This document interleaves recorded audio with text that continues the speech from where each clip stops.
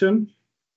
The agenda. So we received some feedback after our last online event that some guests didn't really know what Eurydice is. So we decided to do a little part in our introduction on Eurydice. So before we dive into the main topics, the presentations by the experts, I can briefly explain what Eurydice is. I will promise to keep it short. So we move on. So what is Eurydice? Instead of reading a short explanation, I would like to invite you to participate in a brief questionnaire I've prepared. You can scan the QR code, or I will paste a direct link to the event in the chat.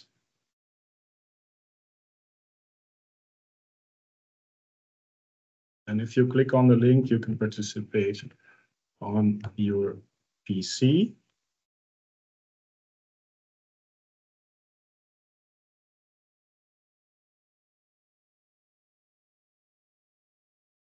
You have to enter your first and last name to confirm.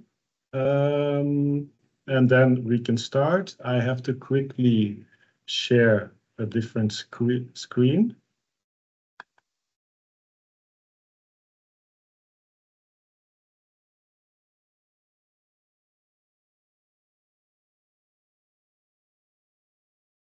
So normally you should see now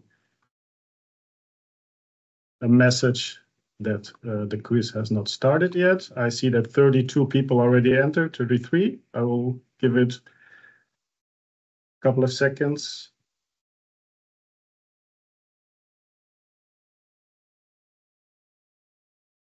All right, we can start.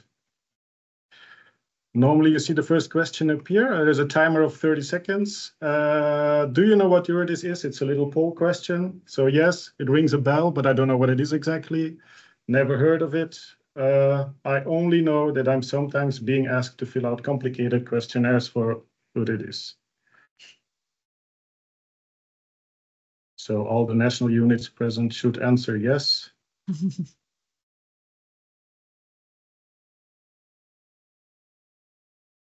All right, so most of you heard of Eurydice. That's good. 14-7 to 1.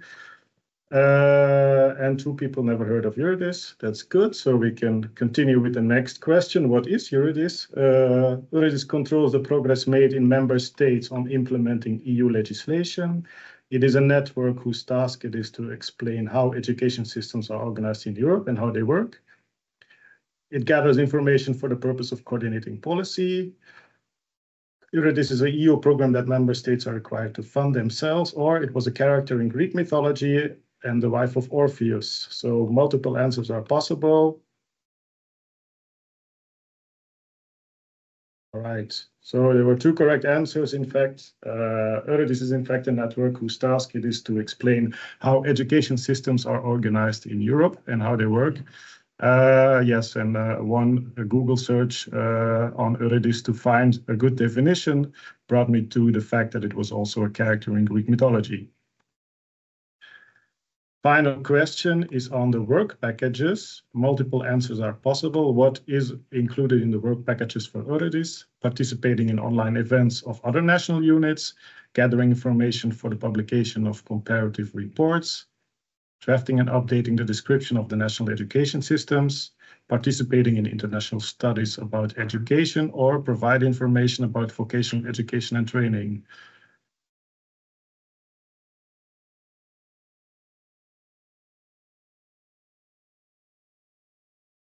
All right, time's up. Let's see the correct answers. So these are 2 work packages included in Eurydice: gathering information for the publication of comparative reports and drafting and updating the description of the national education systems. The others were not correct. There's one other work package, and that is promotional activities. And one of the promotional activities we are doing right now, in fact. We will now continue. I hope that it is clear now what Eurydice is, and also what it can be as a source of information for your work. Yeah, let's go over now to the presentation of the report. I want to give the word to Rana, who will introduce our first expert of the day, Akvile. Rana. Yes, thank you very much, Neil. Hi, everyone from my side as well. I'm here replacing our head of unit for Eurydice, which is Sanne. And I have the pleasure of indeed introducing Akvile. So Akvile holds a PhD in sociology from Stockholm University in Sweden. With over 15 years of experience at Eurydice since 2008, she's become a leading expert in early childhood education and care. So she coordinates the key data on ESSEC in Europe series, bringing deep expertise and valuable insights to the field. I'd like to give you the word now, Akvile. Very much. Thank you for this wonderful introduction of Eurydice. Now I have actually less to say about how we work. Fantastic. I can delve deeper immediately into the data. I start now sharing my presentation. Hope that works. Is okay? Yeah. Yeah, okay. Yes. So great. So one small maybe addition for those who don't know me, that I'm actually not from Sweden. I studied in Sweden, and I'm actually not Belgium. I live in Belgium. I'm Lithuanian. So that's the first part of my name, Akvile Motiejūnaitė. And the second part of my name is my husband. So I married a German-speaking person from Austria. So that's my background in full. And let's go immediately into the key data on early childhood education and care. This is now the third edition. We published it in end of January. And this is, I would say, the first external event that I'm presenting it. So I hope you will be interested in the findings. I was thinking not to present like what our report does per se, but more or less look into how Belgium education system, or early childhood education system rather, looks in the European context. So I will focus on the strength and growth opportunities of Belgium ECC systems in the European context. I will start now with giving just a brief overview of what is the report and what are all our major topics that we discuss. It is based on the EU quality framework for early childhood education and care that highlights 5 interconnected areas that constitute quality. It was agreed by member states and established in 2019. And these are the 5 areas. And I will talk today a few words about access. I think 2 slides, 3 slides, 1 slide on staff, a bit of governance, because it's interesting context information that explains a lot of things, how countries organize their education systems. And then I will tell a few words about educational guidelines, and with a special small information about the early language activities. And now I would like Neil to give another slide doc question for you.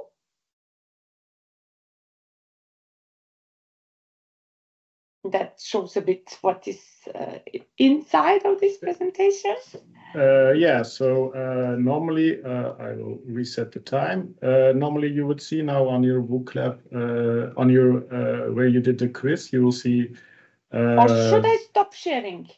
No, normally everybody sees it online or on their phone, depending on how they registered for the quiz. I also see some answers coming in. Oh, it would be nice if you show them. I share, yes, exactly. So I show the question again for everybody. So which European countries have compulsory education from age 3 on? Sweden and Finland, Luxembourg and Bulgaria, or France and Hungary. So I will give everybody a little bit more time.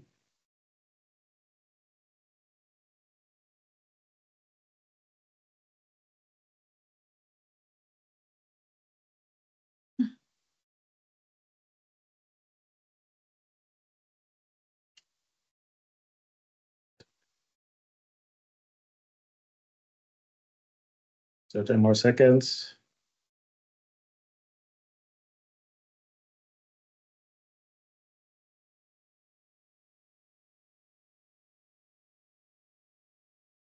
All right, that was it. So what was the correct answer? We don't know yet if it's correct. It's the sorry, we don't know the correct answer. Show you soon. And we have a small second question now. So the second question is, in your opinion, should Belgium lower compulsory education to age 3? After you choose your answer, you can also leave a short comment.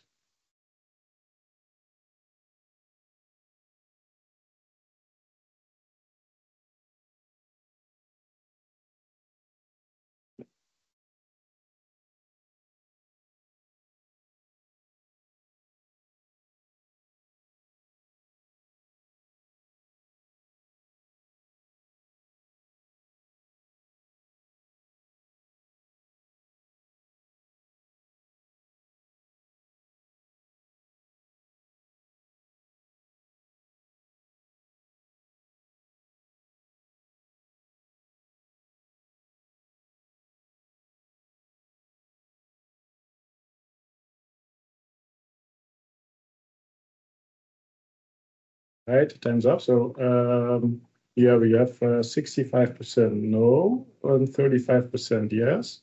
We also have like one comment in the yes section. Education must start as soon as possible, not in the actual conditions. All right. Actually, you want to take over again? Yes, I am. Thank you very much. Very good answers. Very interesting to know your opinion about the compulsory education. And let's see now what are the other countries doing about it. I start now sharing my slides. So here you should see now, I want to start with the participation targets. That's actually the only quantitative targets that we have on EU level in early childhood education and care. And currently the agreement is, or the target is, that by 2030, we hope that 45% of children under age 3 will participate in early childhood education and care, and 96% of children age 3 and over.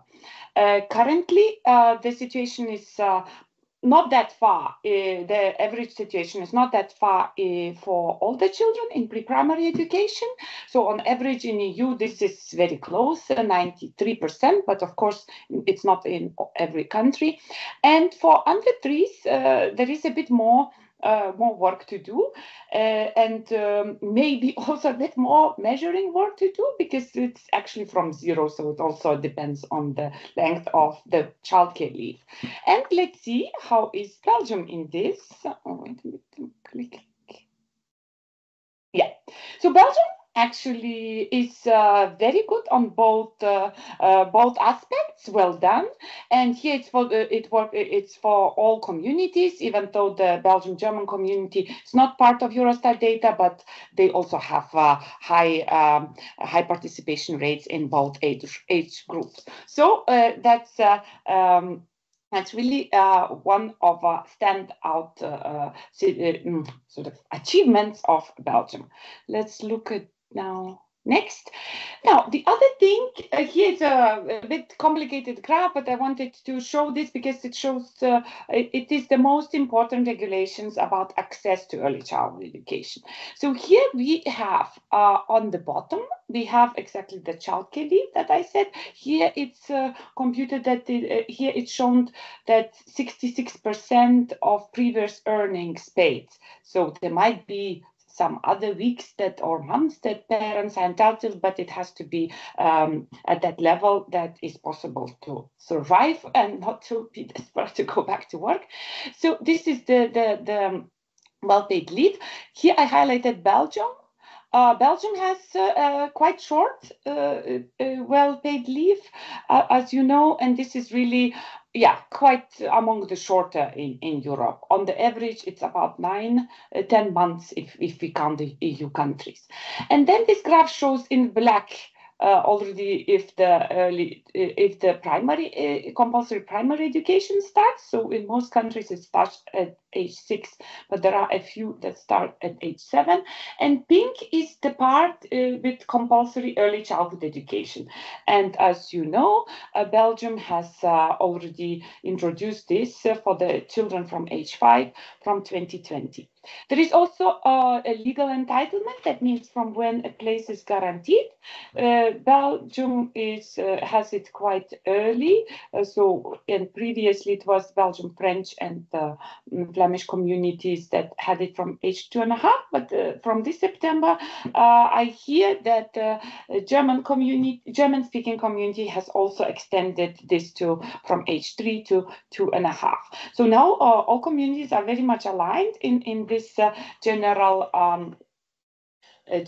framework. Because actually, I think compulsory is it was on the Belgium level, not community level, decided. Now, coming back to the question we just asked, you might have found it, but now I highlight you the 2 countries. Currently, there are only 2, and you were right, is France and Hungary, who have introduced compulsory early childhood education from age 3. There is a quite difference between those 2 countries. France has achieved it more or less. There are just a few groups or a few children that still need to be found and included, while in Hungary it's still a bit of an aspiration, but this is by law. And I wanted just to highlight one more thing here. The length of the gap between the well-paid childcare leave and the start of guaranteed access to a place, it's actually quite different in these countries. So in Hungary, because the well-paid childcare leave is up to 2 years, the sort of formal gap is only 1 year. In France, who also says that all children have to attend and all children have to have a place in early childhood education or école maternelle, from age 3, the gap is more than 2.5 years, because the childcare leave is, I think it's like 4 or 5. Yeah, it's a bit less than half a year. So this is an overview of how is the main access regulations. And if you look at Belgium, there is quite substantial gap, even though the access to early childhood education is guaranteed, or pre-primary education is guaranteed from age 2.5. What does it mean? Why the gap is bad? Or why do we look at the gap? Or why should we narrow the gap? Usually when there is a gap, the prices go up, because if there is not a public guarantee to a place in early childhood education and care setting, usually then this is filled in by private sector, and this is not accessible for everyone. Here I would like not maybe to dwell too long into this, because this is just for you to have a look. Belgium is all 3 communities are in a category medium. So around on average is around 350 euros a month that parents need to pay for a place in creche or krippe, and this in some cases includes only publicly subsidized. I think that was the case of the Flemish community, that they didn't even include here the prices for the completely private nurseries. So here, Belgium stands out a bit in a not so good light as with the participation rate. So children are participating in high numbers, but in a lot of families need to pay quite much. If I can quote now exactly, so in the French community, on average, it was around 350 euros. In Flemish, around 300. While in German-speaking community, the range is quite high, from 180 euros to can be 900 euros, because I think there it was some private Tagesmutter included in in the figure. Here, just to say that it's not actual data comparable from some survey. It's experts' evaluations, national data, so it's a bit for an indication only. So where does the Belgium stand together with? It's in a similar level as with Denmark, Ireland, Greece, and France. And these are higher only on this type of methodology. We used only higher in Switzerland. But of course, there are some countries, as you see, that have no data on this level. So can be even more countries with high fees. Another issue I wanted to show you from this kind of structural regulation point of view, where Belgium stands, is regarding the staff qualification. Here we looked for the only for the main staff responsible for the group of children, so those who spend the day with the children and who organize the activities.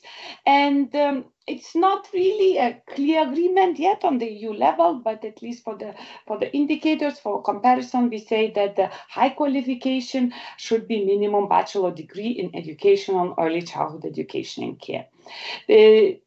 For the entire early childhood education phase, the countries that require at least bachelor degree are shown in dark blue. There are even a few countries that require master's degree from the earliest age. That's let me have a look. That is in Portugal and Iceland, and for example, France and Italy require bachelor degree for core staff with in nurseries for children under 3 and master's degree in pre-primary education. Belgium, all 3 communities are in a second category with the countries with light blue countries that require bachelor degree for pre-primary teachers, but not for staff working with youngest children. So these would be the categories accueillant d'enfants, Kinderbetreuer or Kinderbegleiter. These professionals are not required bachelor, but usually vocational upper secondary education. Experts here today from the communities might tell a bit more about it. But still, you are kind of in the middle. So there are some countries that do not require bachelor degree for any of the staff working with any age group. So this includes Czech Republic, Ireland, Latvia, Malta, Austria, Romania, and Slovakia. However, this is a regulation. So some of these countries actually, in fact, hire a lot of staff with bachelor degree for pre-primary, especially level, but formally there is no such requirement. Let's go on to another topic. Here was Belgium. Sorry, forgot. Now, this is a bit complex. It looks at two dimensions of integration. This graph looks at the countries that have separate settings for younger and older children. So creche, krippe, nursery for children under age 3 or under age 2.5, how it is here in Belgium. So this shown in red, and Belgium is here down among quite some countries that have this type of settings.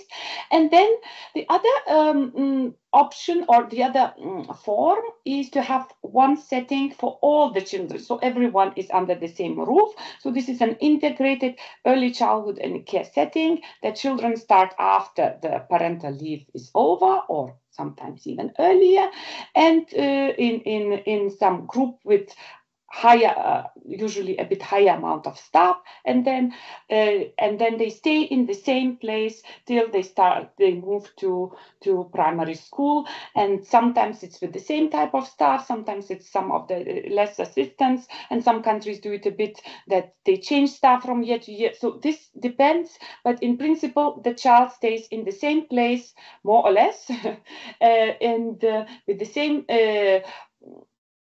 same schedule, with the same the same organization of day, the same people, the same children. So there are no transitions in these countries.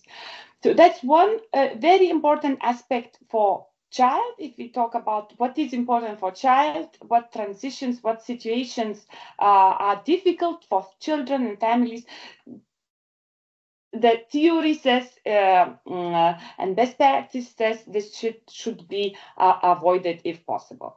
However, there is another important aspect is the governance, or who defines the rules and how are the rules set. And on that level, because the rules are a bit easier to integrate than buildings, than the staff requirements, than holidays, than schedules, on that level, quite many countries have already integrated even some of those that have separate settings for younger and older children.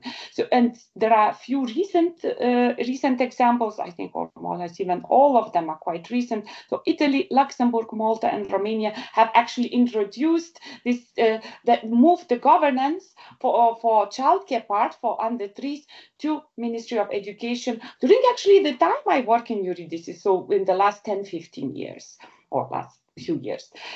Now, if I look at, so Belgium, here I put Belgium as one because all 3 communities have the same structure, so different authorities responsible for childcare part and pre-primary education. But Belgium has another, of course, aspect why we have this meeting here today to discuss the peculiarities. Belgium is decentralized. So basically the education governance is still, even if with the split settings, so the transition for children from under and over age 2.5, we still have a federal structure with the communities, different 3 communities responsible for early childhood education and care. And here actually Belgium even stands out quite really one of the countries with very complex structure. So the only country that has it split on a federal level or regional level, and in between there is Switzerland, because other countries like Italy, Germany, Austria, Spain have separate settings, have regional responsibilities, but then in those regions, it's the same ministry or the same authority responsible for the entire early childhood education and care. And here we have in this country, this multilingual country, we have a very large variation and complex governance. And why does this matter? Now I come to the next point. I would like to show you how is the curricula organized for early childhood education and care. Here in dark blue, we have like countries that have the same authority for the entire early childhood education and care. So the ones that had the dot in the previous slide. And most of them, more or less like all of them, except one country, have integrated educational guidelines for the entire early childhood education. So for the entire time, they are in the same place, under the same roof. They usually, or not really actually, this is actually countries that have integrated governance. So even those that have different settings for under and over 3s have at least one document that gives umbrella overview or guidelines for the entire early childhood education care. Luxembourg is a bit odd out here because they recently moved the governance together, and they introduced the guidelines for children under age 4, but they did not yet adopt the guidelines for children age 4 to 12. So that's 2 separate. So they didn't move that yet together. How is Belgium here? Here it's even varied by the communities.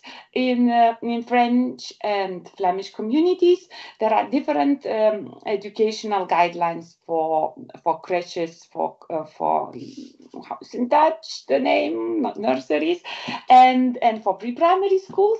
While in German-speaking community, we have curricula and for pre-primary schools, but not for the younger children.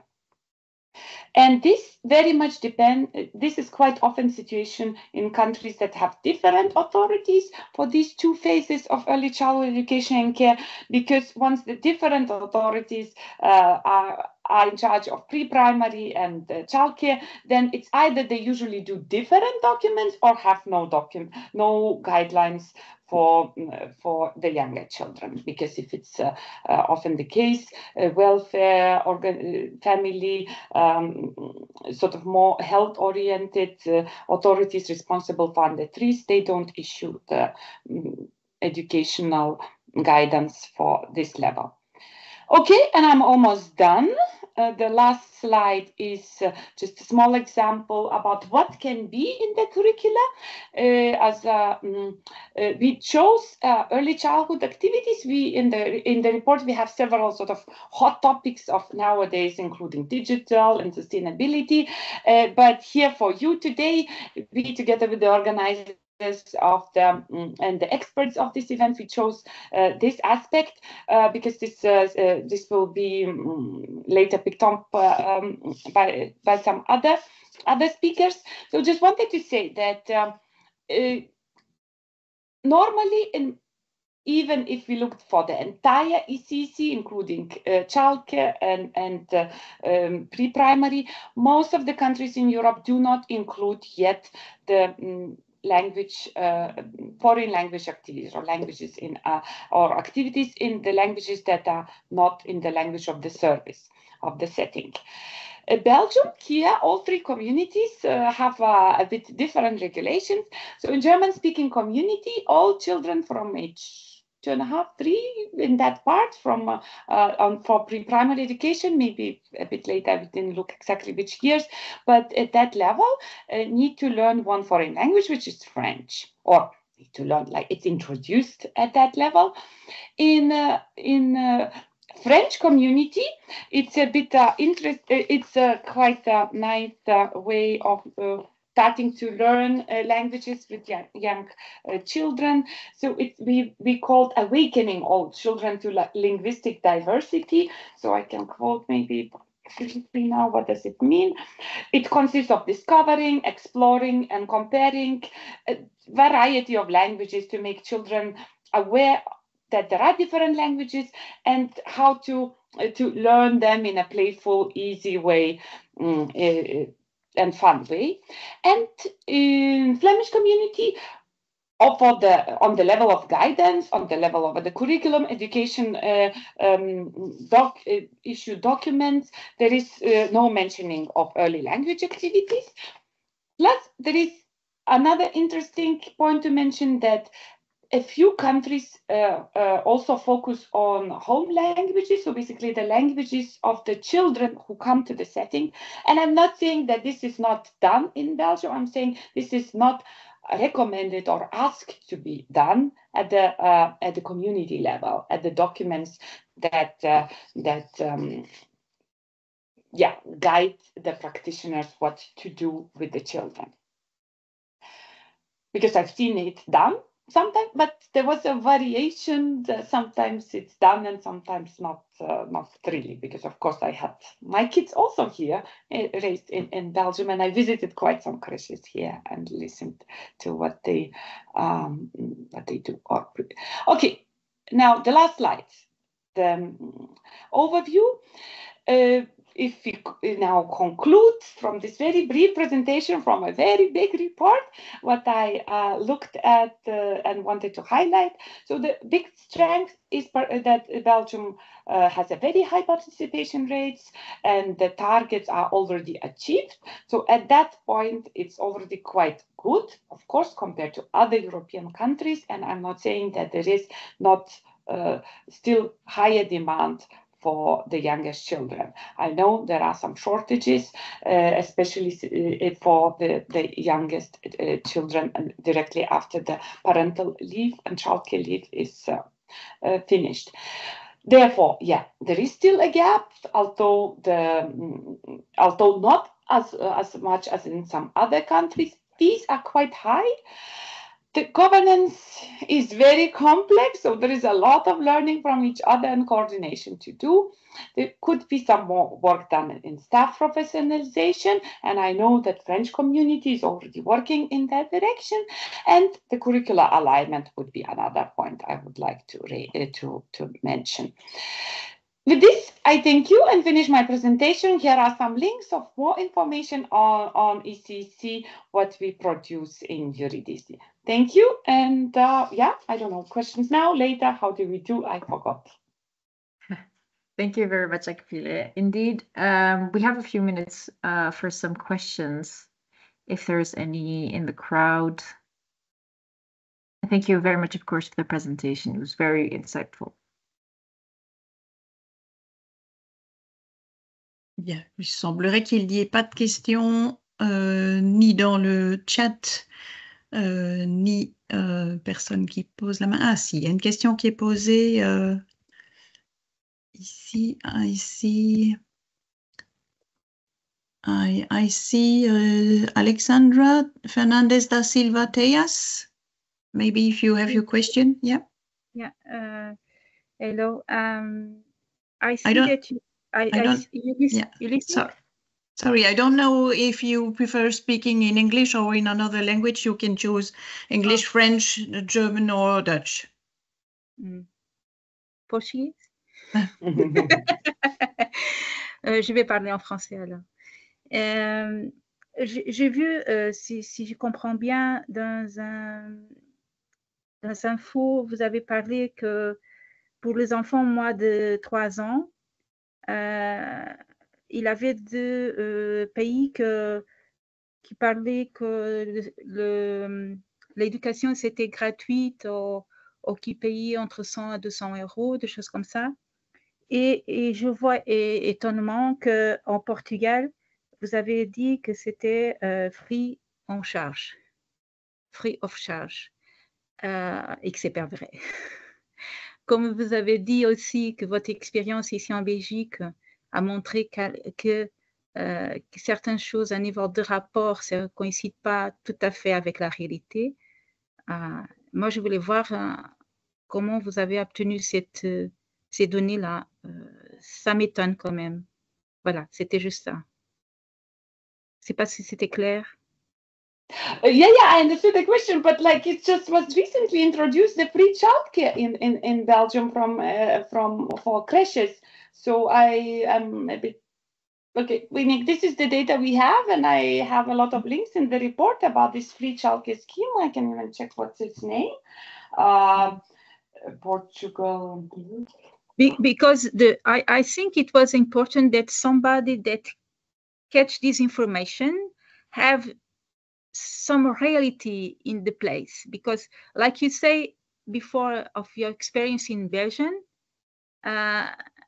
you say, yes, I have my child here, I know it, what happened, because in Portugal maybe they say that is free, but it's not free. For some part of people it's free. Okay. Now I know what you're talking about. Yes, of course, we cannot define like every single type of, in these particular private things, maybe if the children, parents want to, but like on average, the big programs that are on the national or on the community level, like we here in Belgium, this is what we define. So for example, in Portugal, there was a huge reform recently, which is called Creche Feliz, Happy Childcare, where actually under this program, this was now gradually lowered, that all the children under who attend public creches, public, but they have it for free. Of course, there are some Montessori creches, there are some private creches, and I know that pre-primary level in Portugal, you have some kind of private schools that most likely these are still with fees, but then it's sort of for the entire education, you have part of it private. But in principle, in big broad comparisons around Europe, this is what is the situation. And here we cannot talk about that, like if you compare 40 countries with all these peculiarities, we cannot have all the single details, and this you can look in the text. But I would really finish with this here. Thank you. Voilà, merci beaucoup Akvile pour la réponse à la question, et je propose que si Madame Fernandez da Silva Tejas souhaite encore en parler, voilà, vous pouvez nous envoyer un mail, nous pouvons effectivement retransférer votre question si vous le souhaitez. Bien, alors je me présente en 2 mots, Bernadette Schroer, responsable de Eurydice au niveau de la communauté française, et donc après la présentation du rapport Eurydice par la Commission européenne, mettant notamment en avant certaines spécificités de notre 3 communautés belges. Nos experts de nos 3 communautés vont maintenant approfondir ces différentes spécificités. Et donc, j'ai le plaisir de vous présenter la prochaine oratrice, Pauline Simon.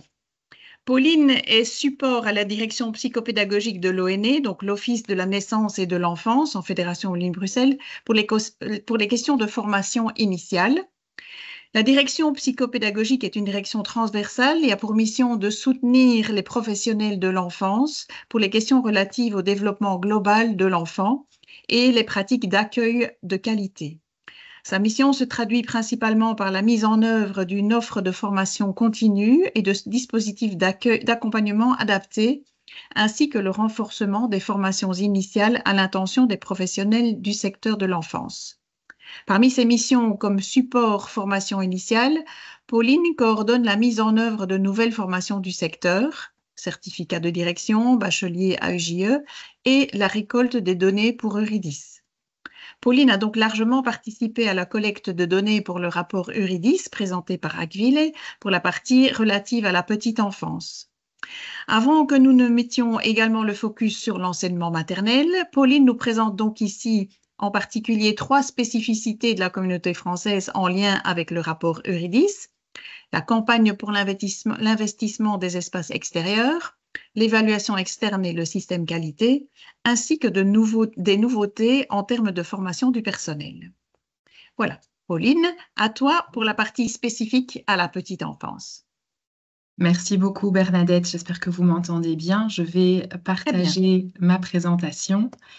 Voilà, et comme Bernadette l'a dit, je vais donc présenter des éléments intéressants du rapport Eurydice pour la communauté française de Belgique, spécifique au secteur petite enfance 0-3 ans.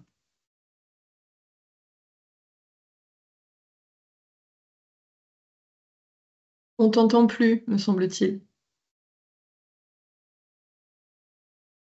Exact. Pauline, on ne t'entend plus. Oui, voilà. Absolument. Mon micro s'est coupé. Je ne sais pas pourquoi. On va recommencer. La présentation était parfaite. On voyait parfaitement.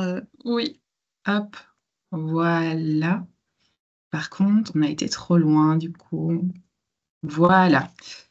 Donc, je voulais juste évoquer un petit peu ce qu'était l'Office de la naissance et de l'enfance, l'ONE. C'est l'organisme de référence de la communauté française de Belgique pour les questions relatives à l'enfance, à la protection de l'enfance et de la mère, l'accompagnement des familles, le soutien aux familles et à l'accueil de l'enfant en dehors de son milieu familial. Et donc, c'est ce sujet qui nous intéresse particulièrement, les milieux d'accueil qui sont autorisés, subsidiés et accompagnés par l'ONE pour l'accueil des enfants de 0 à 3 ans. Il y a différents types de milieux d'accueil en communauté française, des milieux d'accueil collectifs, les crèches, et des milieux d'accueil individuels à domicile, chapeautés soit par des services d'accueil d'enfants, soit directement par des personnes indépendantes. Et donc, les chiffres que nous avons pu présenter pour l'année 2022 dans le rapport Eurydice présentent 3735 milieux d'accueil en Fédération Wallonie-Bruxelles, qu'ils soient collectifs, subsidiés, individuels ou non subsidiés. Et donc, nous avons en effet des taux de participation assez important. Néanmoins, il est à noter que les chiffres que nous avons pu présenter ne prennent pas en compte l'accueil à domicile indépendant non subventionné. Donc ça, malheureusement, c'est en effet encore des récoltes, du monitoring que nous devons mettre au point pour récolter ces données-là. Alors, parmi les sujets évoqués dans le rapport Eurydice que je voulais vous présenter aujourd'hui, le premier sujet, c'est la campagne pour l'investissement des espaces extérieurs.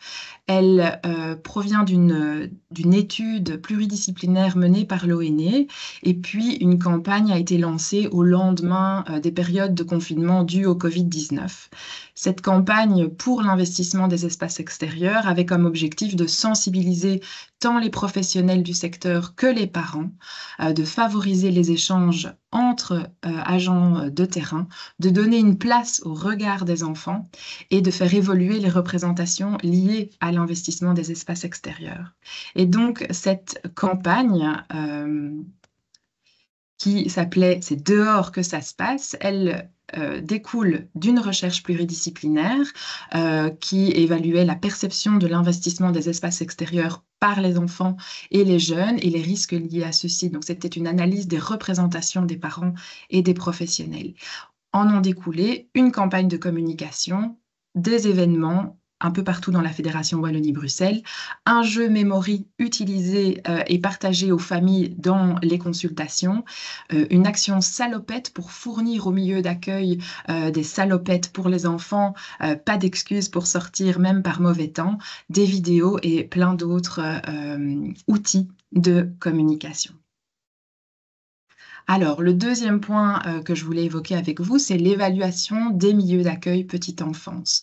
En effet, l'ONI a mis en place depuis 2022 des bilans de fonctionnement qu'on appelle BILAC pour les milieux d'accueil 0-3 ans.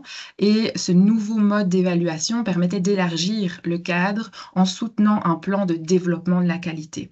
Et donc, ce bilan de fonctionnement, ce BILAC, est une coévaluation entre, d'un côté, un processus d'auto-évaluation par les professionnels du milieu d'accueil et, de l'autre côté, un processus d'évaluation externe par les agents de l'ONE sous forme d'échanges avec les différents acteurs, pouvoirs organisateurs, responsables, équipes, des observations in situ, des moments aussi de bilan intermédiaire, puisque ce bilan d'évaluation s'étend sur 5 ans. Et donc, l'accent est mis dans cette évaluation sur le processus qualité qui est lié au code de qualité de l'accueil et à des plans de développement de la qualité qu'on veut effective au niveau de l'ONE. Et donc, code de qualité, qualité effective, je voulais quand même revenir sur ces deux notions. C'est important de savoir qu'en communauté française, les pouvoirs organisateurs des institutions, des structures, des services d'accueil sont tenus de se conformer à un code de qualité de l'accueil. Et donc, les centres ESSEC, les milieux d'accueil, s'organisent de manière à répondre aux objectifs du code qui sont établis selon des principes psychopédagogiques, d'organisation des activités, d'organisation de la santé, mais également d'accessibilité et d'encadrement. Et donc, dans ce processus d'évaluation, l'ONE promeut une qualité effective des pratiques d'accueil. Et cette qualité effective, elle se définit avec les différents protagonistes, les professionnels du secteur, les professionnels du terrain. Elle s'appuie sur des connaissances scientifiques, des critères prédéfinis, le sens des normes, le sens des réglementations. Et elle fait l'objet de démarches internes et externes au milieu d'accueil où on soutient vraiment des processus réflexifs et d'accompagnement. Alors, autre point du rapport, c'est ce cadre référentiel pédagogique. Et en communauté française, nous sommes très fiers de cet outil qui se base sur le référentiel psychopédagogique et qui sont les brochures repères pour des pratiques d'accueil de qualité 0-3 ans. L'outil, il existe depuis 2004, mais en 2024, nous avons travaillé sur une réédition de ces brochures qui sont utilisées avec et pour les milieux d'accueil. C'est un outil qui soutient les professionnels de l'accueil 0-3 ans dans les réflexions sur le sens des pratiques, sur les méthodologies qui sont développées dans le projet éducatif et dans sa mise en œuvre par les professionnels du milieu d'accueil. Enfin, le dernier point que je voulais évoquer avec vous, c'est la formation du personnel des milieux d'accueil 0-3 ans pour la communauté française. Il y a un réel objectif de la part de l'ONE et du gouvernement de renforcer les formations initiales des professionnels de la petite enfance. Et il y a donc 2 nouveautés dans le cadre de la réforme des milieux d'accueil qui a démarré en 2019. Tout d'abord, c'est l'arrivée dans le paysage des formations, un nouveau bachelier, le bachelier en accueil et éducation du jeune enfant, qui répond aux recommandations européennes d'augmenter le niveau de qualification des accueillants et qui est donné depuis septembre 2023 auprès de 9 consortiums de haute école et d'établissements de promotion sociale. Et donc, on attend des premiers diplômés avec une formation de niveau 6 accueillante d'enfants sur le marché du travail en juin 2026. Et enfin, deuxième formation qui a émergé de la réforme, c'est une nouvelle formation continue de niveau 6 également pour les directions de milieux d'accueil, que ce soit des directions de crèche ou de services d'accueillants d'enfants. Et donc, c'est un nouveau certificat complémentaire de direction de milieu d'accueil qui vient compléter la formation initiale des directions. Cette formation est donnée depuis décembre 2022 auprès de 4 opérateurs dans toute la fédération Wallonie-Bruxelles. Et elle vient renforcer les compétences et les connaissances des directions pour répondre aux actions multiples de cette fonction. Et donc, il y a des modules qui vont approfondir les aspects psychopédagogiques, les aspects communicationnels et relationnels, des aspects de gestion d'équipe, des aspects de gestion des ressources humaines et enfin de santé communautaire. Et donc, nous sommes très heureux d'avoir déjà plus de 400 personnes, principalement des directions en fonction, qui sont entrées dans ce parcours de formation et qui sont formées à l'heure d'aujourd'hui. Voilà pour la petite enfance en communauté française. Merci beaucoup. Bien, merci beaucoup Pauline pour cette présentation très intéressante et pour les liens que tu as faits avec le rapport Eurydice. Je te remercie. Donc pour information, ça a déjà été posé la question a été posée dans le chat. Donc pour information, vous aurez accès aux différentes présentations ainsi qu'à l'enregistrement de la conférence dès que possible. Alors sinon, apparemment dans le chat, je ne vois pas de questions. Y a-t-il quelqu'un qui souhaite poser une question? Je vois que peut-être oui.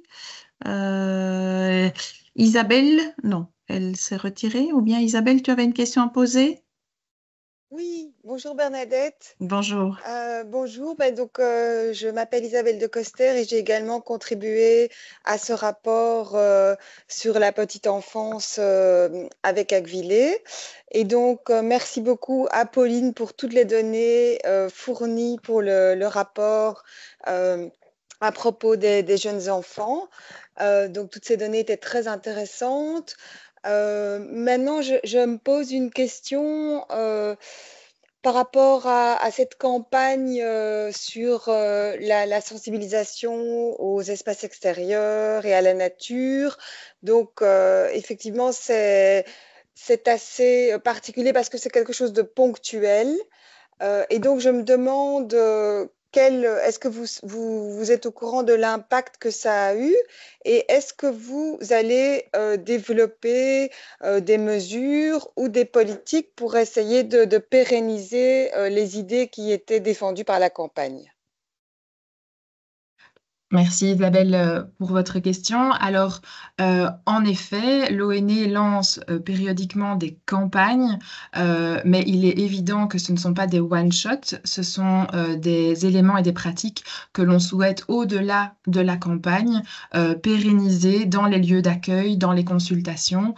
Et donc, il y a tout un travail d'intégration des éléments de campagne et des résultats des campagnes pour les intégrer dans des pratiques à long terme. C'est fait pour toutes les campagnes qui ont été menées par l'ONE. Voilà, bien, je vous remercie. Je vais quand même tout doucement passer à la suite parce que nous sommes déjà légèrement en retard sur notre programme. Donc, en tout cas, merci beaucoup, Pauline, d'avoir répondu également à la question. Donc, après la présentation des spécificités de la communauté française en ce qui concerne la petite enfance de 0 à 3 ans, et après cette courte séance de questions-réponses, j'ai le plaisir de vous présenter la prochaine oratrice, Carole Benoît. Logopède de formation et agent CPMS, Carole est aujourd'hui attachée au chantier 2 de la réforme du pacte pour un enseignement d'excellence, relatif en particulier à la mise en œuvre du nouveau tronc commun. Elle travaille plus particulièrement sur l'accompagnement des élèves en difficulté d'apprentissage dans le tronc commun. Carole nous présente ici des spécificités de la communauté française en lien avec le rapport Eurydice et en particulier les nouveaux référentiels dans l'enseignement maternel et l'approche par rapport aux langues, mais évidemment, elle va nous parler également d'autres choses mises en œuvre dans le pacte pour un enseignement d'excellence. Je lui cède directement la parole. Carole, à toi. Merci Bernadette. Bonjour à toutes et à tous. Donc effectivement, je vais vous présenter ce qui est mis en place pour le système éducatif francophone en Belgique et qui est en lien avec les constats du rapport Eurydice. Alors, donc moi, je travaille en tant que chef de projet dans le cadre de la réforme du pacte pour un enseignement d'excellence. Donc, qu'est-ce que la réforme du pacte? C'est une réforme systémique de l'ensemble du système éducatif en communauté française de Belgique. Un des axes majeurs de cette réforme, c'est la mise en place du nouveau tronc commun.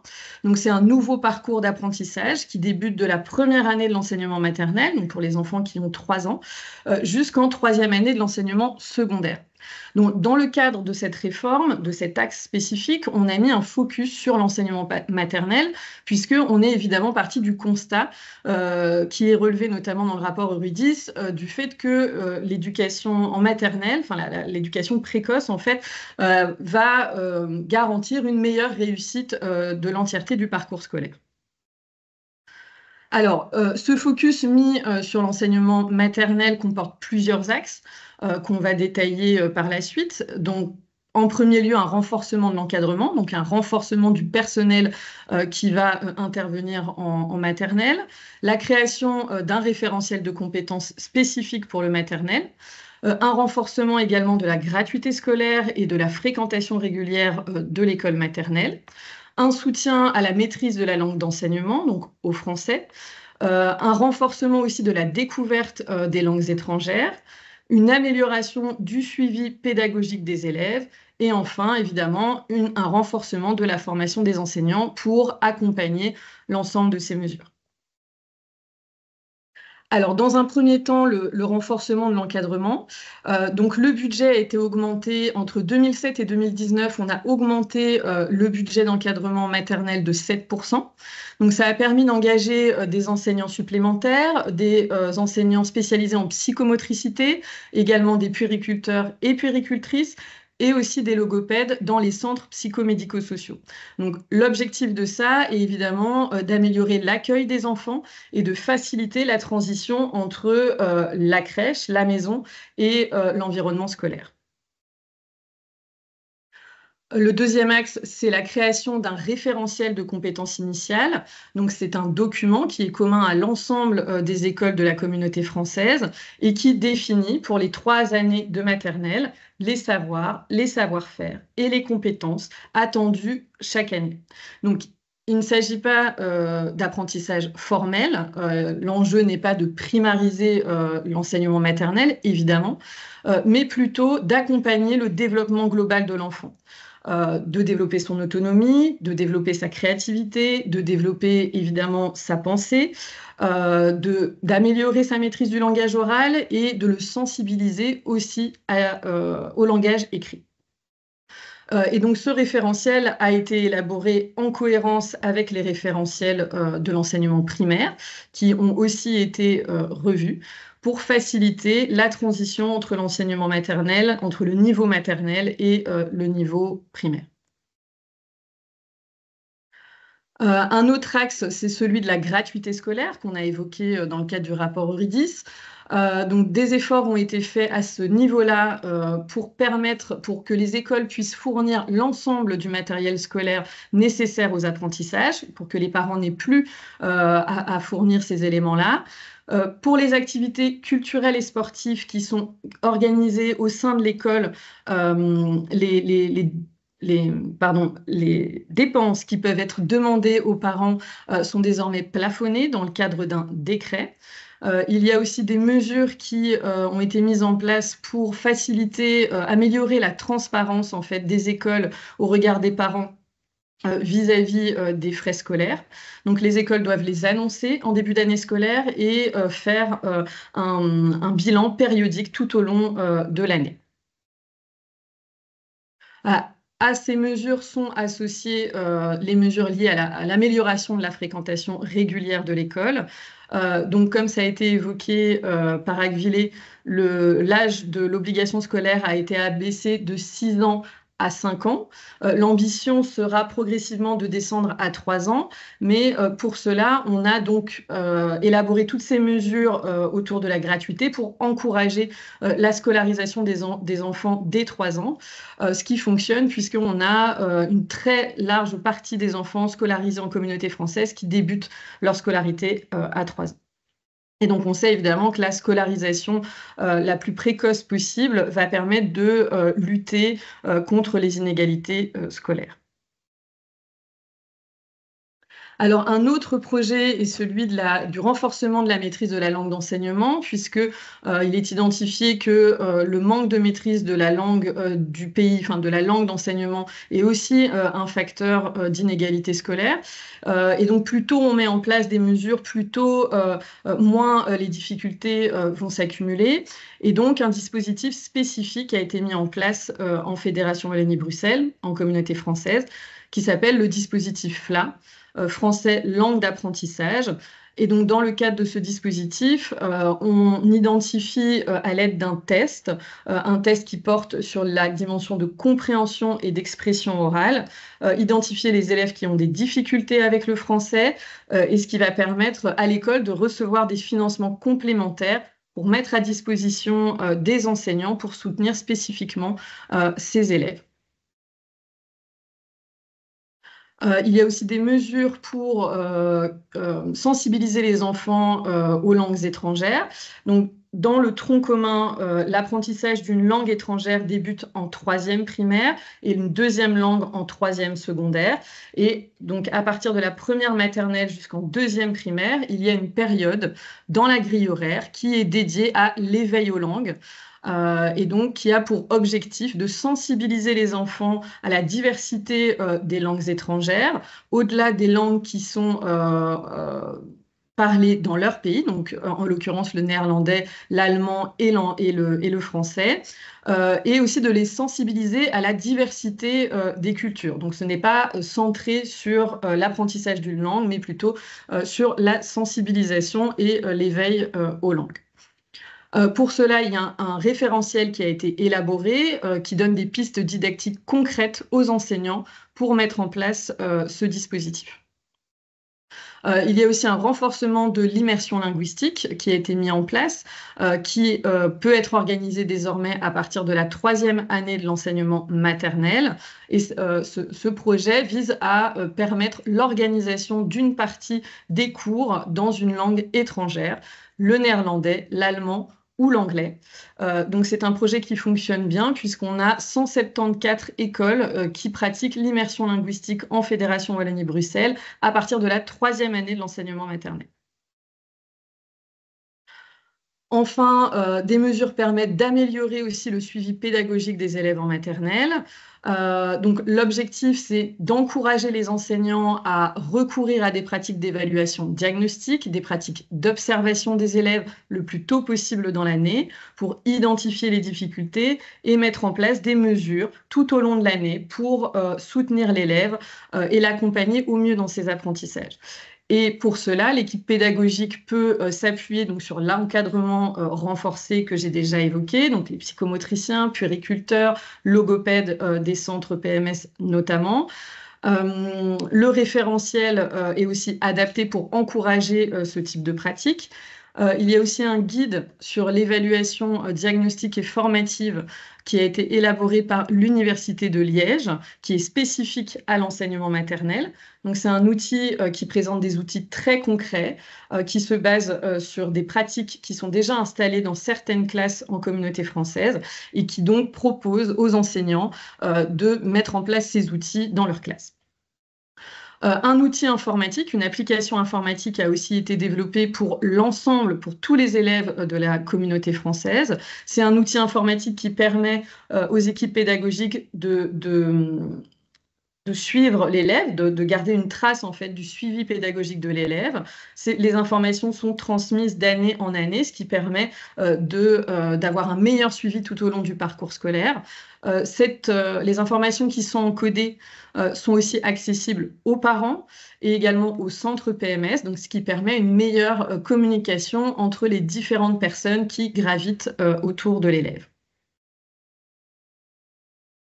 Et donc, en dernier lieu, pour accompagner l'ensemble de ces mesures, la formation des enseignants a été renforcée. Donc, d'abord, la formation initiale, mais aussi la formation continue, avec la création de modules spécifiques pour les enseignants du maternel, et notamment autour de la formation sur référentiel de compétences initiales. Il y a aussi des modules de formation spécifiques qui ont été créés avec la Fondation Roi-Baudouin et qui portent plus spécifiquement sur les enjeux de la précarité et de la diversité dans l'enseignement maternel en communauté française. Voilà pour l'ensemble des mesures qui sont mises en place en communauté française et en lien avec les constats du rapport Eurydice. Voilà, merci. N'hésitez pas si vous avez des questions. Merci surtout à toi, Carole, pour cette présentation très, très intéressante et effectivement pour les liens que tu as pu faire avec le rapport Eurydice. Actuellement, je ne vois pas de questions dans le chat. Je ne vois pas non plus de main levée. De toute façon, comme je l'ai dit tout à l'heure, vous pouvez aussi nous poser des questions par la suite. Nous pouvons réinterpeller nos intervenants par la suite si vous le souhaitez. Et alors, nous allons passer à la suite, effectivement, de notre conférence. Et donc, Neil, je te laisse la parole pour présenter ton experte. Yeah, thank you, Bernadette. So the expert for the German-speaking community works for Kaleido. Kaleido is a publicly funded institution with a legally mandated mission to support and advise parents or future parents, children and young people up to the age of 20. It serves the German-speaking community basically in a similar way as Kind en Gezin and CLB in the Flemish community and ONE and PMS in the French community. So Kaleido is very active in the field of ECEC. Due to the small size, as you all know, of the German-speaking community, we are maybe less bound to top-down guidelines. Instead, our publicly funded institutions like Kaleido can implement tailored projects and programs that remain flexible while effectively meeting the needs of the entire region. One such program, which is very well received, is Papilio, which focuses on the social emotional development of kindergarten children. Christina Schifflers of Kaleido will now present this program to you. So thank you very much, Christina. Yeah. En fait, je vais vous présenter cela en français, mais les slides sont en anglais, donc peut-être vous comprenez. Oui, donc ça fait 8 ans que je travaille chez Kaleido et je coordonne des projets de prévention primaire. Et aujourd'hui, je vais vous présenter le projet Papilio qu'on trouve dans pas mal d'instituts d'écoles maternelles et aussi maintenant déjà aussi dans quelques écoles primaires. Avant de travailler chez Kaleido, j'étais professeure de langue pendant 20 ans. Et entre autres, j'ai travaillé j'étais chargée de cours de didactique de l'allemand à la Haute École Autonome à Eupen, où je donnais des cours d'allemand pour les futurs professeurs de maternelle.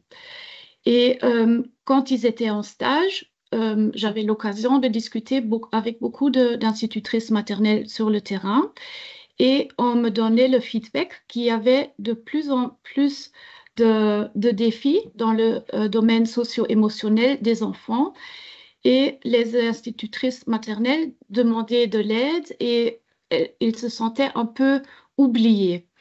Et donc, je me suis posé pas mal de questions et oui, et à la fin, j'ai même contacté le ministère de l'Éducation pour discuter avec eux, pour voir ce qu'on pouvait faire pour aider les institutrices maternelles. Neil, tu peux mettre le prochain slide? Oui, voilà. Donc, et ça, c'est l'avantage de la communauté germanophone qui est très petit. Donc, les chemins vers les institutions sont aussi très petits. Donc, c'était facile de prendre un rendez-vous et l'échange était tout de suite là et on m'a écouté et ensemble, on a essayé de trouver des solutions. Évidemment, mon idée principale, c'est changer le système parce que je vois quand même pas mal de faiblesses dans le système de l'école maternelle. Mais bon, comme on sait que ça prend des années et qu'il fallait quand même réagir vite pour venir à l'aide aux enseignantes. On a essayé de trouver quelque chose qui peut aider rapidement. Donc, j'ai reçu une mission spéciale du ministère pour chercher des solutions pour répondre tout de suite aux besoins urgents. Et j'ai regardé dans d'autres pays ce qu'il y a, peut-être il y a des projets qui existent déjà pour aller à la rencontre de ces problèmes. Comme dans la plupart de nos écoles on parle allemand, j'ai regardé évidemment d'abord dans des pays où on parle allemand, la Suisse, l'Allemagne et l'Autriche. Et il y avait des critères importants pour moi pour trouver un projet adéquat. Donc, pour moi, ce qui était important, c'était l'efficacité du projet. Donc, je préfère si c'est un projet qui était accompagné par une étude. Par exemple, il y a des universités qui ont des projets et qui mènent des études à long terme par rapport à l'efficacité du projet. Puis, l'effet durable à long terme, ça évidemment, c'est aussi important. Pour l'instant, on voit beaucoup de one-shots, beaucoup de workshops d'1 heure, mais bon, c'est pas avec ça qu'on va aider les enfants dans leur développement socio-émotionnel. Donc, j'étais à la recherche de quelque chose de durable qui est vécu dans la vie de tous les jours. Ça, c'était important. Un autre aspect, c'était la psychologie du développement. Il fallait que ça, ce soit le fil rouge de tout et à la base de tout. Aussi, une intégrabilité dans une chaîne de prévention, parce que c'est bien si on fait maintenant quelque chose à l'école maternelle, mais pour moi, c'était important qu'on pense aussi aux tout petits, moins 3 ans, et aussi par après. Est-ce qu'on a aussi quelque chose qui suit pour les écoles primaires ou même secondaires? Et aussi, ce qui est important, que c'était transférable au système scolaire des cantons de l'Est, comme les maternelles, c'est quand même différent en Belgique qu'en Allemagne. Et à la fin, aussi un autre aspect important, c'était un prix raisonnable de tout. Ce qui m'a aidé à ma recherche, c'était la liste verte de prévention. C'est comme un test achat pour les projets de prévention.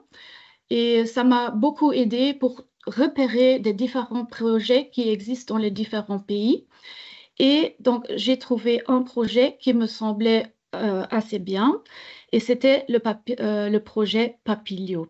Et c'est un programme de prévention dans les écoles maternelles, mais aussi dans les crèches et aussi en primaire, pour renforcer les compétences socio-émotionnelles et pour aller à l'encontre du développement de la violence et de toute forme d'addiction. Nous, on a commencé avec le programme pour la maternelle parce qu'on aurait bien commencé avec le programme pour les crèches, mais la condition pour participer à la formation, c'est qu'on a une formation.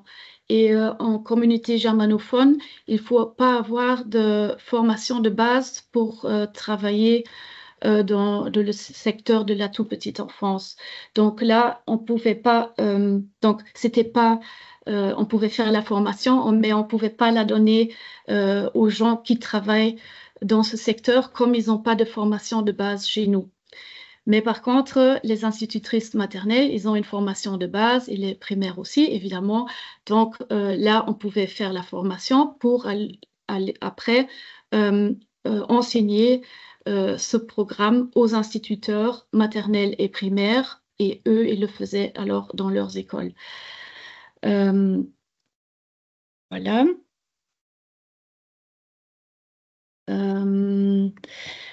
Papilio aide à rendre plus forts les facteurs de protection et de résilience chez les enfants. Il y a les facteurs environnementaux, l'attachement sécurisant, les relations stables et faibles, les soins de haute qualité, être un membre d'un groupe reconnu et les relations positives avec les pairs. Neil, tu peux mettre le next slide, s'il te plaît. Et il y a aussi les facteurs liés à l'enfant, les gestions de ses propres émotions et celles des autres, la régularisation des émotions et les besoins personnels, l'empathie et la compassion, et l'estime de soi, la maîtrise avancée du langage. Et ça, j'ai trouvé aussi beaucoup de liens avec le rapport Eurydice. Neil? Oui. Next slide. Donc, le programme Papilio 3 à 6, le groupe cible, c'est les enfants de maternelle et les professionnels de l'éducation maternelle. L'objectif du programme est la promotion des compétences socio-émotionnelles, la réduction des comportements antisociaux, agressifs et du retrait social. Et le soutien dans l'accomplissement des tâches de développement spécifiques à l'âge. Donc, que ce soit tout ce qu'on fait dans ce programme est adapté à l'âge des enfants et ce ne soit pas trop difficile. Papilio se compose de 4 grandes parties. D'abord, le comportement éducatif favorisant le développement. Ça, c'est la base de tout, comme la fondation du programme. Et puis, il y a trois mesures axées sur les besoins des enfants. La journée des jouets qui partent en congé, Pauline et le coffre au lutin, et le jeu « Moi, toi est égal à nous ». Et maintenant, je vais vous présenter ça plus en détail. Donc, parmi les pratiques éducatives favorisant le développement du comportement, il y a la verbalisation des louanges de manière différenciée, la valorisation du comportement souhaitable, la verbalisation des actions et des consignes qu'on donne aux enfants, la gestion de règles et la gestion de comportements indésirables. Et ça, on va travailler avec les institutrices maternelles, avec des jeux de rôle, on donne la théorie évidemment, et c'est donc ce qu'ils vivent de jour en jour. Chaque jour, ils doivent vivre ça. Donc ça, c'est la fondation du programme. Et après, il y a les différentes mesures axées sur les enfants. Donc, tout d'abord, la journée des jouets qui partent en vacances. Ce jour-là, tous les jouets préfabriqués ne sont plus accessibles aux enfants et ils doivent essayer de s'occuper avec ce qu'ils trouvent ou surtout avec les autres, rentrer en contact beaucoup plus avec les autres, être créatifs, se poser des idées eux-mêmes. Et à ce jour-là, il n'y a pas non plus, donc l'institutrice maternelle ne fait pas sa journée comme elle fait d'habitude. Donc, elle n'organise pas d'activité, pas d'atelier. Donc, les enfants doivent vraiment s'occuper eux-mêmes. Par cela, Papilio veut promouvoir le développement des compétences cognitives et communicationnelles, le renforcement des compétences sociales, l'interaction du sein de groupes de pairs, l'expérience des rôles, les attitudes de la résolution de problèmes et l'interaction avec l'environnement. C'est tout ce qui est derrière. La deuxième mesure, c'est Pauline et au coffre au lutin.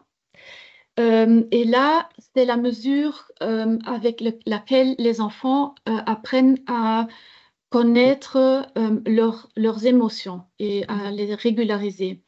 Donc, ils doivent d'abord reconnaître les indices émotionnels chez soi et chez les autres, tels que la réaction physique, les expressions faciales, les gestes, puis l'expression des émotions. Ils doivent trouver des mots pour les émotions et puis ils doivent connaître les émotions, identifier les stimuli affectifs. Puis après, ils doivent essayer de gérer ces émotions. Et puis, à la fin, ils doivent essayer de prendre des perspectives pour l'autre, donc des perspectives d'empathie, d'aide, renforcer ou reconnaître les émotions chez les autres et réagir en fonction. Donc, évidemment, ça, c'est énorme, tout ça, et ça ne se fait pas en un jour, mais c'est pour ça on a les lutins qui nous aident à apprendre ça. Donc, c'est par rapport, évidemment, à l'âge des enfants.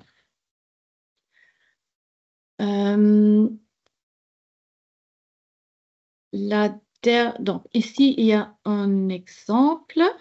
Je ne sais pas si on est à la même page. Neil, tu peux prendre le next. Oui.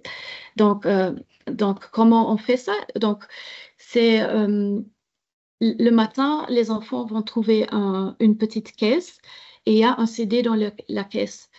Et la première semaine, c'est le CD. Donc, ils entendent une voix d'un lutin qui est très triste. Et puis, on va discuter en classe ce qu'ils entendent, qu'est-ce qu'ils pensent, comment le lutin se sent, comment sa voix résonne, comment sa figure, est-ce qu'on voit des choses qui montrent qu'il est triste, on voit ça peut-être à ses yeux ou à sa bouche. Et donc, il y a toute une discussion avec les enfants par rapport au sentiment que le lutin sent. Et puis, on fait le transfert. Est-ce que vous vous sentez aussi parfois comme ça? Et qu'est-ce qu'on peut faire si on se sent comme ça? Est-ce qu'il y a des choses qui vous aident? Ou est-ce que vous avez des idées? Si vous voyez un autre enfant qui se sent comme ça, comment on peut l'aider? Et donc, c'est comme ça qu'on aborde la discussion et on trouve on rassemble des idées des enfants. Et à la fin de la semaine, il y a de nouveau un petit CD qui apparaît dans un box. Et là, c'est le lutin qui dit aux enfants, merci beaucoup pour tous vos conseils. J'ai essayé de les mettre en place et ça m'a vraiment aidé. Et donc, c'est pour chaque émotion de base, on a un lutin qui apparaît. Donc, on traite les 4 émotions de base. Mais à la fin, les enfants bricolent aussi un lutin de classe. Et ce lutin-là, il a toutes les émotions. Donc, ça, c'est le lutin qui fait le transfert les émotions séparées vers l'enfant qui a toutes ces émotions. Voilà. Et la 3e mesure axée sur l'enfant, c'est le jeu « Moi et toi est égal à nous ». Avec ce jeu, on apprend à gérer les règles sociales de manière très ludique. Il favorise le développement du comportement prosocial, la réduction des comportements inappropriés, le respect des règles, l'autorégularisation et le développement du sens des responsabilités. Voilà. Et aussi, on apprend le sentiment d'appartenance à un groupe. Oui. Et donc, c'est un training, comme j'ai mentionné, pour les institutrices maternelles. Donc, c'est assez grand, cette formation. Donc, il y a 8 journées en tout, avec 6 modules différents. Donc, d'abord, module 1, il y a les connaissances théoriques qui sont abordées. C'est quoi l'addiction? C'est quoi la violence? C'est quoi la prévention? Et toute la théorie autour de ces thèmes. Après, dans le module 2, on apprend, comme j'ai mentionné tout à l'heure, avec les jeux de rôle et tout ça, le comportement éducatif favorisant le développement. Puis, en module 3, là, on apprend toutes les mesures axées sur les besoins des enfants. Module 4, on apprend à documenter sans mettre des cachets sur les enfants. Il y a la théorie autour du travail en tandem, de la certification et le cercle de qualité. Et tout le module 5, donc c'est toute une journée, est consacré au travail avec les parents. Comment préparer la réunion des parents pour expliquer tout le projet, comment on fait pour les intégrer le plus possible, le mieux possible pour participer, pour qu'ils savent ce qu'on fait là avec leurs enfants pendant le projet Papillot. Et aussi, on apprend différentes méthodes de présentation, de modération, etc. Et le module 6 est consacré à l'intégration et la réflexion selon les besoins individuels des groupes. Donc, si une école a un problème avec ce thème-là, ou ils veulent apprendre plus sur un sujet, ben, ce jour-là, on fait une formation individuelle pour le groupe. Voilà. Ce qui était important pour nous, c'était qu'il y avait une étude à long terme derrière le projet. Et en fait, ici, c'était un projet qui a été élaboré. C'était une coopération en fait entre une institutrice maternelle avec l'Université libre de Berlin. C'est eux qui ont fait tout l'aspect scientifique derrière, toutes les recherches derrière et qui ont mené les études à long terme. Donc, ils ont, pour faire ces études, ils ont pris des groupes qui ne faisaient pas papillot. Ils ont fait des examens, des questionnaires. Puis, ils ont questionné les groupes pendant qu'ils faisaient papillot. Et puis, ils ont examiné aussi les groupes après qu'ils ont fait papillot. Donc, et pour cette étude-là, donc la première étude à long terme a duré depuis 2002 jusqu'en 2005. Et puis, Neil, tu peux mettre le prochain slide. Et puis, il y a 667 enfants qui ont participé, 100 institutrices maternelles, et ça a été fait, mesuré dans 25 écoles gardiennes différentes, dans 50 groupes. Et ce qu'ils ont constaté à la fin, c'était que le comportement social des enfants a augmenté de manière significative pour tous les enfants, mais évidemment davantage pour ceux du groupe d'intervention, parce qu'évidemment aussi les enfants qui étaient dans le groupe qui ne faisaient pas papillot, ils n'ont pas rien fait. Donc, ils ont quand même fait les choses qu'ils font d'habitude. C'est pour ça qu'ils ont évidemment augmenté aussi. Et puis, dans le domaine des compétences socio-émotionnelles, les enfants qui ont participé à Papillot ont obtenu des scores plus élevés que les enfants du groupe de contrôle du programme, après le programme. Les problèmes de comportement des enfants ont diminué dans le groupe Papillot. Et les enfants ayant participé au programme Papillot ont montré beaucoup moins de problèmes dans les domaines que les enfants du groupe de contrôle, dans le domaine de l'hyperactivité et du déficit d'attention. Et aussi, les professionnels pédagogiques, donc les institutrices maternelles, ont déclaré qu'ils se sentaient moins stressés dans leur quotidien et qu'ils étaient plus satisfaits de leur travail quand ils faisaient papillot. Donc, et à cause de tous ces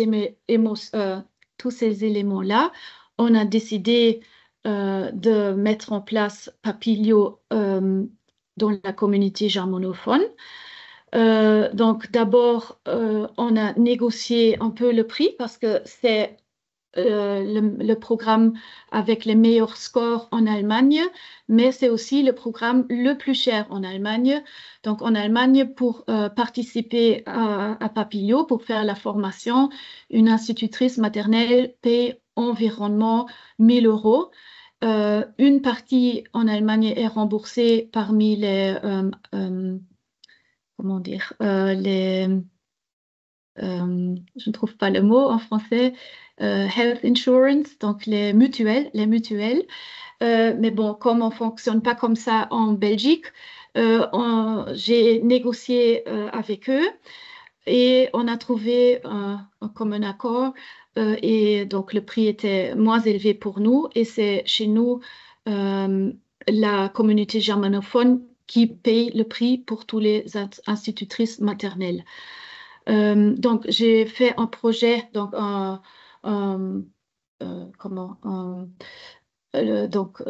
j'ai fait un projet que j'ai présenté au Parlement, comment on pouvait apporter ça dans la communauté germanophone, comment ça fait du sens et comment tous les effets désirables soient garantis chez nous. Et au Parlement, ils ont décidé qu'ils allaient payer ce projet. Et donc, en 2017, on a commencé. Il y a des gens de Kaleido, donc mes collègues et moi, qui ont été formés à Berlin pour savoir donner nous-mêmes ces entraînements à nos profs. Et puis, en 2018, on a commencé les formations. Et en 2022, les premières institutrices maternelles étaient certifiées. Et puis après, on a aussi commencé les formations pour les écoles primaires et maintenant, on est aussi dans les écoles primaires. Évidemment, il y avait aussi des challenges, donc tout n'était pas facile. C'est, comme vous l'avez vu, une formation qui dure assez longtemps. Donc, pour quelques écoles, ça prend 3 ans avant d'arriver à la fin. Il y a une supervision. Donc, mes collègues et moi, on vient dans les écoles gardiennes, on les soutient, on fait des supervisions, on aide. Et ça, ils ne connaissaient pas du tout et ça donnait peur au début. Mais finalement, ils ont remarqué, ils sont là pour nous aider et pas pour mettre des points ou quelque chose comme ça. Et donc, finalement, à la fin, ils ont même apprécié. Et donc, il y a au moins 2 supervisions dans le programme, mais si les institutrices ont besoin plus de supervision, on vient aussi plusieurs fois. Parfois, on vient 10 fois, donc ça dépend de notre temps qui est libre. Et puis, il y a donc les classes sont de plus en plus hétérogènes. Donc, il y a des enfants qui ne comprennent pas l'allemand ou il y a des enfants avec des handicaps. Donc là, il faut parfois adapter le programme pour rendre accessible à tout le monde. Mais on a fait et on a aussi du succès avec ça.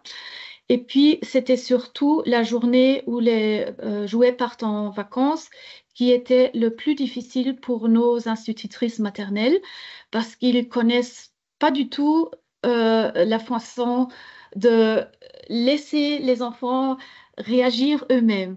Donc, c'était très, très difficile parce qu'ils ont un autre rôle ce jour-là que le rôle qu'ils ont d'habitude. Donc, d'habitude, ils sont comme un professeur, donc la journée est structurée, il y a des cours d'allemand et de maths et de tout ça. Et ce jour-là, ce n'est pas du tout comme ça. Et il faut faire confiance aux enfants qu'ils savent quand même, ils apprennent quand même, parce qu'ils apprennent à travers le jeu. Et c'était assez difficile pour les gens. Et aussi, parfois, ils avaient une autre compréhension de leur rôle, de leur mission pédagogique. Parfois, une fois, quelqu'un m'avait dit, je ne suis quand même pas payée pour ne rien faire. Mais en fait, ils ne font pas rien. Ils font plein de choses, mais différemment des autres jours. Et puis, donc, oui, comme le jeu libre, on avait constaté que beaucoup de gens chez nous ne voient pas du tout l'importance ou la valeur du jeu libre. Donc là, on a donné encore une formation en plus pour que les gens comprennent que ce n'est pas une perte de temps, mais qu'il y a plein de valeurs dans une journée, donc dans le jeu libre, et tout ce que les enfants apprennent par le jeu libre. Donc ça, c'était les difficultés, mais on a aussi eu plein de retours positifs. Donc, beaucoup de retours positifs par les parents qui disaient que les enfants sont beaucoup plus créatifs maintenant à la maison et peuvent beaucoup mieux exprimer leurs émotions et que ça met un peu la paix aussi à la maison. Donc, les enfants et même la vie familiale changent parce qu'ils ont appris plein de choses importantes à l'école. Mais aussi des retours positifs finalement par des directeurs des écoles. Par exemple, il y a apparemment beaucoup moins d'accidents sur les cours de récréation et la communication entre les profs est apparemment plus professionnelle, moins jugeante et plus bienveillante sur les enfants dans les réunions pédagogiques. Et aussi, les enfants, ils adorent Papillot. Ils adorent la journée où les jeux partent en vacances. Souvent, si on demande aux enfants, ben, c'est la journée préférée de la semaine. Donc, les enfants adorent. Et puis, il y a aussi, on a constaté que le personnel éducatif commence à voir les choses différemment. Et même la conception de leur mission changeait dans nos yeux vers le positif. Ils voyaient autre chose encore en dehors de enseigner. Et aussi, on a vu certaines écoles qui mettent en place leur propre chaîne de prévention. Donc, ils ont commencé avec Papillot pour le maternel, puis ils ont continué Papillot pour l'école primaire. Et on a aussi d'autres programmes. Et parfois, nos écoles, ben, ils vont jusqu'en réto et ils ont continué la chaîne dans le secondaire avec d'autres programmes qui suivent. Et donc, ils ont construit eux-mêmes toute une chaîne de prévention. Donc, on trouve ça, c'est génial. Et donc, et aussi, on a une nouvelle vision éducative qui a été prononcée de notre gouvernement en janvier 2024. Et cette vision-là, elle parle de l'intégration du développement socio-émotionnel comme un domaine d'apprentissage à part entière, au même niveau que les matières scolaires traditionnelles. Et donc, là, on est super contents parce que pour nous, c'est très, très, très important que les écoles maternelles ou primaires, ce soit un lieu où l'enfant va bien et que ce ne soit pas seulement un lieu où on transfère du savoir, mais aussi où la personne est mise au centre et le bien-être de chaque enfant est mis au centre et a beaucoup de valeur aussi et à sa propre place aussi. Voilà. Merci beaucoup. Yeah, thank you very much, Christina, for this for the explanation, for explaining this very interesting project. Just want to add that this project, since we are so small, of course, is available to all our schools. If I'm, you can correct me if I'm wrong. So, and there are, of course, there were various points that were mentioned also in the report on ECEC. So we thought this was a good opportunity, specifically German-speaking community, and it fitted very well in the ECEC report. I would suggest, because we are well over time, that we take questions about this project per chat, and we will answer then later per email or however you want. Yeah, I want to give the word again to Rana for the last project. Yes, thank you. Yes, so it's my pleasure to introduce my colleague Crystal Oldebeek. She'll join us via a video presentation as she wasn't able to make it in person. She's a seasoned expert in education and cultural policy, served in ministerial cabinets, and became a policy assistant later on in the Flemish Department of Education. Then she represented from 1999 to 2013 the Flemish Development Corporation in Southern Africa, strengthening education and development initiatives. And since 2013, she's been working to enhance support systems for Dutch as a language of instruction in Flemish schools. We're honored to have her here to share her insights, as I said, by video.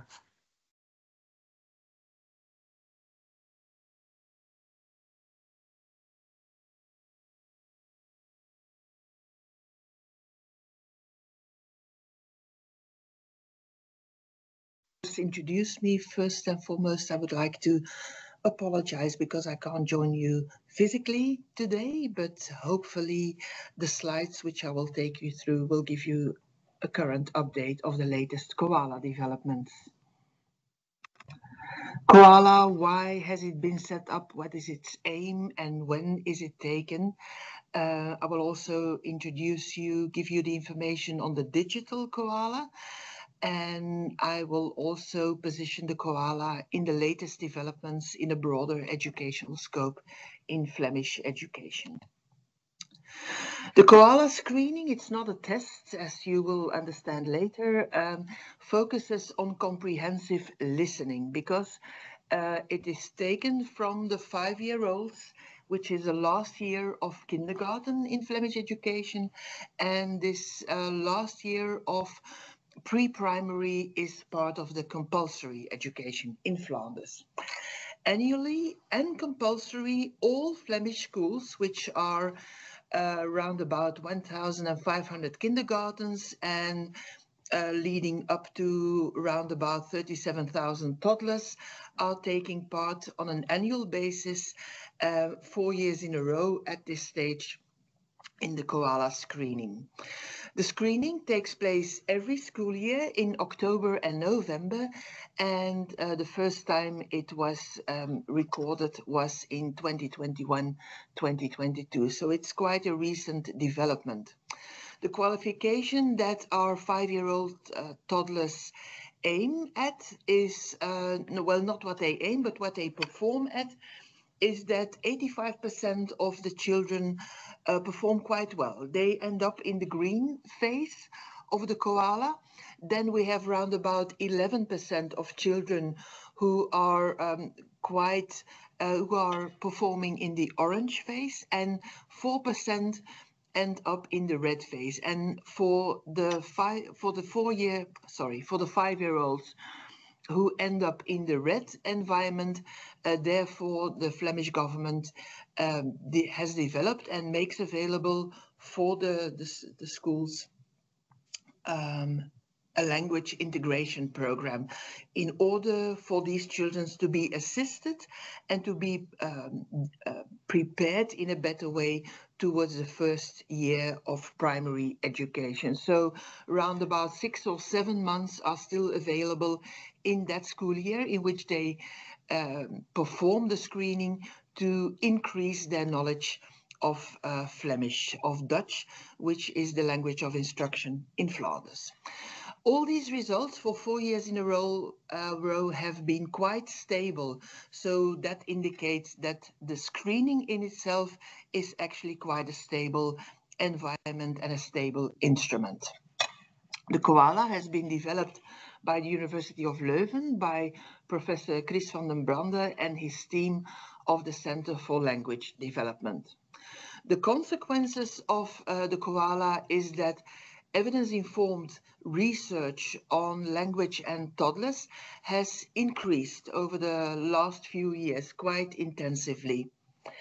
For example, one of the latest developments is that the Education Endowment Foundation Toolkit for Toddlers has been translated into Dutch, and that the research on the first building blocks towards the koala is taking place as from 2024 onwards. It indicates that there is a growing acknowledgement, which is quite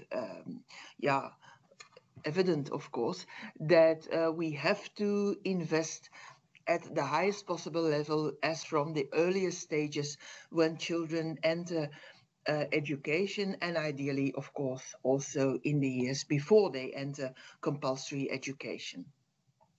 We are looking at this stage at a possible new format, an update of the format of the koala, which might simply be an updated version, or it might go towards adaptivity.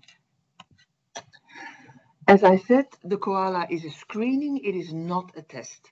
Unlike PIRLS and PISA and the Flemish tests on language, also on comprehensive reading, just like PIRLS and PISA, the koala is a test. It simply informs via a first set of indications which children are in need of extra language support. It is not a test which informs the schools which children can continue their education into the first grade of primary education. No specific preparation is needed. although we, of course, at this stage are informed that some schools are sort of teaching to the test, that whatever the children are requested to answer to, that they are prepared. Of course, if that preparation would take place as from the first year of the kindergarten, it would not be such a big issue, but the screening elements need to be updated, that's for sure. A global focus is expected from schools, and actually that is next to the information towards the teachers which children are in need of extra language instruction. It also ideally would inform schools to work as a team on that language improvement. The most recent results from the screening which took place in the autumn of 2024 is that, and this information is based on a test that a sample that we gather from all the schools, from the 1,500 schools which take part, and then it is translated into a global generic Flanders broad information scene. We see, as I said, that around about 85% of the toddlers end up in the green zone, 11% are the so-called orange children, and then 4.5% of the children perform in the red zone. Ideally, there would be extra focus on the building blocks leading towards the last year of kindergarten, throughout the kindergarten, and also a transfer between the teaching staff in the different classes in kindergarten, and of course towards the staff in the first year of primary school. But the Flemish government, which has been newly elected and which started taking office in October 2024, puts a large extra focus on language policy in schools, in all grades, and of course the Koala is actually the first building block to start improving these results. Why is the Koala implemented in Flemish schools? The major reason is that the language of instruction supports all learning. It's not only important for the subject of Dutch, it's of course supporting all learning development. And the importance to measure the development is that we saw, like many other European countries, a serious decline in comprehensive reading since the year 2000. And interventions are needed as early as possible. Koala focuses on comprehensive hearing interventions, but of course the 4 language competencies are highly interconnected. And as I said, extra financial support to the schools is provided for interventions after Koala. And this amounts up to at this stage, 12.6 million euros annually. And this budget goes to the schools on the basis of the percentage of children who do not have Dutch as a language at home. So that's the way how this budget is given to all the schools in the whole of Flanders. As I said, we have a digital Koala since 2 school years. Every school gets a unique activation via an app. Of course, this is due to the GRDP rules. You can, if you are interested, you can connect to the digital Koala via the web version in this presentation. The preparation for Koala takes place in every classroom by every teacher in 3 major steps. The toddlers are prepared and they take the Koala either in a written version or in a digital version in a group of maximum 5 children. The first step is that the teacher assesses the toddler, because a teacher has been seeing this child for around about 2 months and has his own or her own interpretation of the level of knowledge on the language of instruction. And then the screening follows via a diverse route for children who perform low, and the results are immediately visible in the app. The 4 standard poverty indicators are included when the koala is performed, and it is immediately, it supports the information, the level, the home language, which might be non-Dutch, the level of formal education by the mother, whether the child gets or does not get a school allowance, and whether the child is attending school in a less supporting school environment. Our key findings on government level is that at this stage 53% of Flemish schools is using the digital application on Koala, which also indicated there's quite a lot of work still to be done on the digital knowledge in schools, and that the post-Koala support, the financial support and the extra hours which the schools are organizing after Koala is mainly needed for learners who do not speak Dutch at home. So the way how we distribute the extra budget and the results of the Koala actually do coincide quite performantly. And we also see that there are regional differences. This is also not rocket science. There is a higher support in larger cities for school support and in and around our capital, Brussels. The Koala is part of a larger development in education policy in Flanders. The new Flemish government is resetting at this stage the quality standards for primary education, and our new developmental goals are due to be handed over to our government by Easter. And the focus comes at this stage with a knowledge-rich curriculum with a large focus on Dutch. So actually the information of Koala is informative for this new developmental goals and the way how children are in need of extra language support. Due to a large language plan on Dutch, which will also be presented to our government by the end of this month, by the end of March, there will be a large extra financial support on language for a broad variety of schools, and also this will coincide with the new developmental goals. And Koala in itself, we are looking forward to a new version of this screening to be developed by 2026. Unfortunately, I am not able to answer any questions physically, but of course you are very welcome to send us any questions in writing. Thank you very much for your attendance.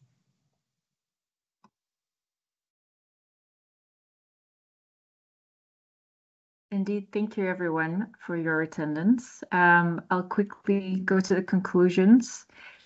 First of all, I'd like to sincerely thank everyone for their valuable contributions and engagement today. The importance of early childhood education and care cannot be overstated. It lays the foundation for a strong and inclusive future in Europe.